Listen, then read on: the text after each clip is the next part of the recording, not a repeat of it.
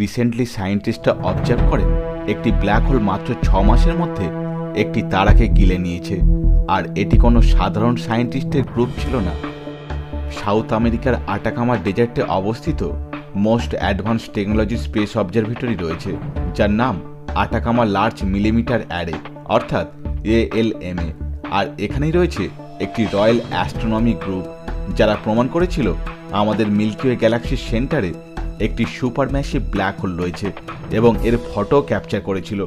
তারা অবজার্ভ করে পৃথিবী থেকে মাত্র 215 মিলিয়ন লাইট ইয়ার্স দূর অদ্ভুত এই ঘটনাটি ঘটছিল।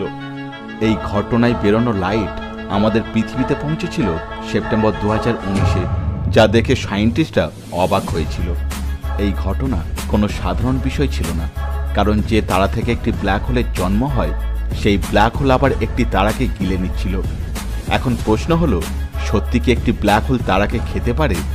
যদি সত্যি হয় তাহলে কেমনভাবে জানবো। হ্যালো বন্ধুরা, welcome back to our channel mysterious episode Bangla. একটি ব্ল্যাক হোল কোনো অবজেক্টকে ততক্ষণ কিছু করতে পারবে না যতক্ষণ সেই অবজেক্ট ব্ল্যাক হোলের ইভেন্ট হরাইজনের বাইরে থাকবে। ইভেন্ট হরাইজন ব্ল্যাক হোলের সেই সীমা যার বাইরে ছোট পাথরের টুকরো রাখলেও কিছুই হবে না, কিন্তু এর ভিতরে যত ভারী জিনিস রাখুন না কেন তাকে কেউ রক্ষা করতে পারবে না।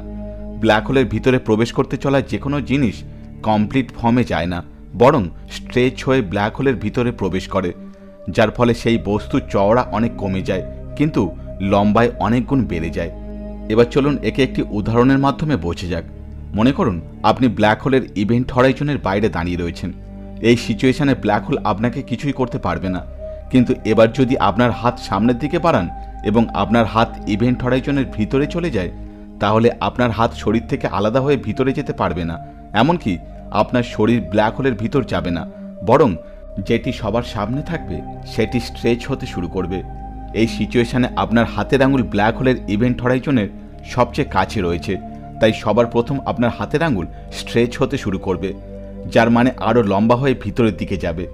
ব্ল্যাক হোলের এই এফেক্টকে স্প্যাগেটিফিকেশন এফেক্ট বলা হয়। ঠিক একইভাবে যখন কোনো স্টার প্রথমবার ব্ল্যাক হোলের ইভেন্ট হরাইজনের কাছে আসবে, তখন এর লাইট রেস প্রথম ব্ল্যাক হোলের ভিতরে প্রবেশ করতে শুরু করবে। লাইট রেস ব্ল্যাক হোলের যত ভিতরে প্রবেশ করতে শুরু করবে, ব্ল্যাক হোলের সাইজ তত বাড়তে থাকবে। হয়তো আপনারা জানেন না, ব্ল্যাক হোল নিজেকে বাঁচিয়ে রাখার জন্য আশেপাশের ম্যাটারকে খেতে থাকে। যদি কয়েক বছর পর্যন্ত একটি ব্ল্যাক হোল কিছু গিলতে না পারে, তাহলে এর ওয়েট এবং ম্যাস কমতে শুরু করবে। ব্ল্যাক হোলের ওয়েট যত কমবে তত এর হকিং রেডিয়েশন বাইরে বেরোবে। এইভাবে ধীরে ধীরে সাইজ ছোট হওয়ার সাথে একেবারে ধ্বংস হয়ে যাবে। যখন এই ফোটন ব্ল্যাক হোলের ইভেন্ট হরাইজনের ভিতরে এন্টার করবে, তখন এটি ইভেন্ট হরাইজনের ভিতর লাগাতার ফুল স্পিডে ঘুরতে থাকবে। আর এই ফোটন ব্ল্যাক হোলের ইভেন্ট হরাইজনের ভিতরে রিভলভ হওয়ার কারণেই সেই ব্ল্যাক হোল আমাদের কাছে ভিজিবল হয়। কারণ যখন এর আশেপাশে এই লাইট পার্টিকেল স্পিন করবে, তখন এর রশ্মি আশেপাশের এরিয়াকে আলোকিত করে দেবে। এর থেকে আমরা একটি ব্ল্যাক হোলকে আইডেন্টিফাই করতে পারি। ব্ল্যাক হোলের যে ছবি আমরা 2018-তে ক্যাপচার করেছিলাম, তাতে ব্ল্যাক হোলের আশেপাশে যে অরেঞ্জ কালারের লাইট ছিল তা এর ইভেন্ট হরাইজনের বাইরে থাকা অ্যাক্রিশন ডিস্কের, যা উজ্জ্বলভাবে এই ইমেজে দেখা গেছিল। এবার এই ইমেজে ব্ল্যাক হোলের মাঝে যে ব্ল্যাক কালারের অংশটি দেখছেন তাকে বলা হয় ব্ল্যাক পার্ল। ব্ল্যাক হোল যত ফোটনকে অ্যাবজর্ব করবে তত এর সাইজ এবং ম্যাস ইনক্রিজ হতে থাকবে, যার মানে এমন একটা সময় আসবে যখন এই স্টারের ইনার সারফেস ইভেন্ট হরাইজনের ভিতরে চলে যাবে। এইভাবে কয়েক মাস পর্যন্ত চলতে থাকার পর স্টারের কোর ব্ল্যাক হোলের ব্ল্যাক পার্লের ভিতর এন্টার করবে, যার পর কেউ আর জানতে পারবে না সেখানে কোনো এক সময় তারা ছিল। আপনাদের মধ্যে হয়তো অনেকেই ব্ল্যাক পার্ল এই ওয়ার্ডটি প্রথমবার শুনছেন। অ্যাকচুয়ালি ব্ল্যাক পার্ল কোনো ব্ল্যাক হোলের সেন্টারে থাকা সেই কালো অংশটি, যেটি কখনো কোনো লাইট এমিট করে না এবং এর ভিতরে যাওয়া যে কোনো জিনিস চিরদিনের জন্য বিলুপ্ত হয়ে যায়। যে জিনিস লাইটকেও ফিরে যেতে দেয় না, সেই ভারী এবং পাওয়ারফুল এনার্জি লাইটের চেয়েও অনেক গুণ বেশি পাওয়ারফুল। অনেকে মনে করেন যদি কোনো ব্ল্যাক হোল আমাদের সোলার সিস্টেমে চলে আসে তাহলে আমাদের মৃত্যু নিশ্চিত, কিন্তু এটি একেবারে সত্যি নয়। যদি কোনো ব্ল্যাক হোল সৌরমণ্ডলের কাছে এসেও কোনো কিছু খেতে না পারে, তাহলে এর এক্সিস্টেন্স কিছু সময় পর অটোমেটিক্যালি নষ্ট হয়ে যাবে। ব্ল্যাক হোল এতটাও ভয়ানক নয় যতটা বলা হয়। যদি কোনো প্ল্যানেট ইভেন্ট হরাইজন থেকে দূরে থাকে এবং এতে প্রপার সানলাইটের সাথে সাফিসিয়েন্ট রিসোর্সেস পৌঁছায়, তাহলে এটি পৃথিবীর ন্যায় সুন্দর গ্রহে পরিণত হতে পারে।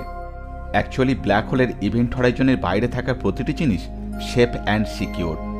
অনেকে এও মনে করেন ব্ল্যাক হোলের ইভেন্ট হরাইজনের ভিতরে এন্টার করা ম্যাটার অন্য ডাইমেনশনে প্রবেশ করে, যদিও এটি এখনও পর্যন্ত সায়েন্টিফিক্যালি প্রুভ করা যায়নি।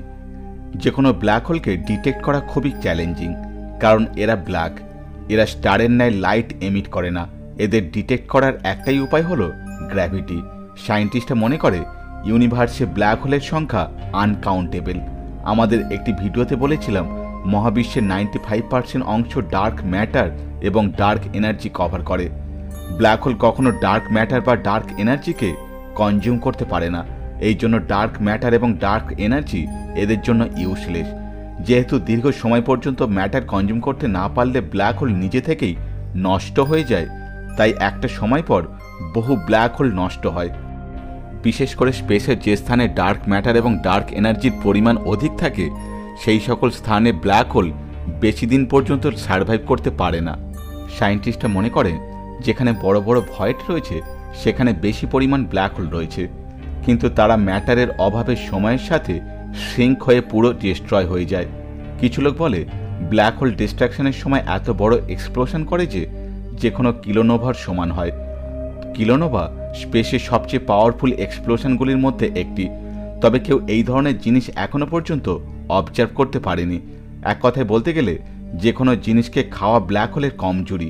অনেকে এও বলে ব্ল্যাক হোল তার অন্তিম দিনে এর ভিতরের সকল ম্যাটারকে বাইরে ছুঁড়তে শুরু করে, যার পর একটি হোয়াইট হোলে রূপান্তরিত হয়।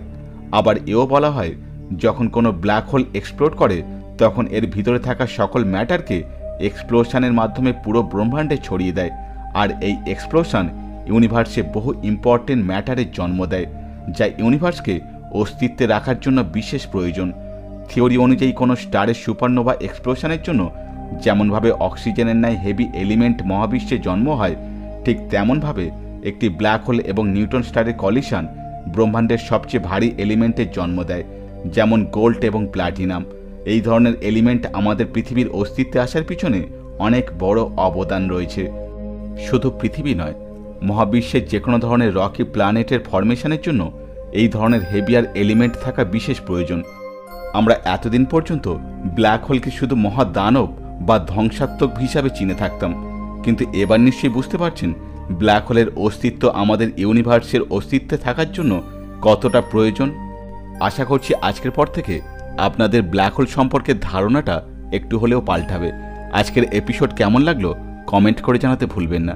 ভালো লাগলে একটা লাইক, বন্ধুদের মধ্যে শেয়ার, আর এই ধরনের ইনফরমেটিভ ভিডিও পেতে চ্যানেলটি সাবস্ক্রাইব করে পাশে থাকা বেল আইকনটি প্রেস করে অল করে দিন। দেখা হচ্ছে পরবর্তী ভিডিওতে, সঙ্গে থাকুন।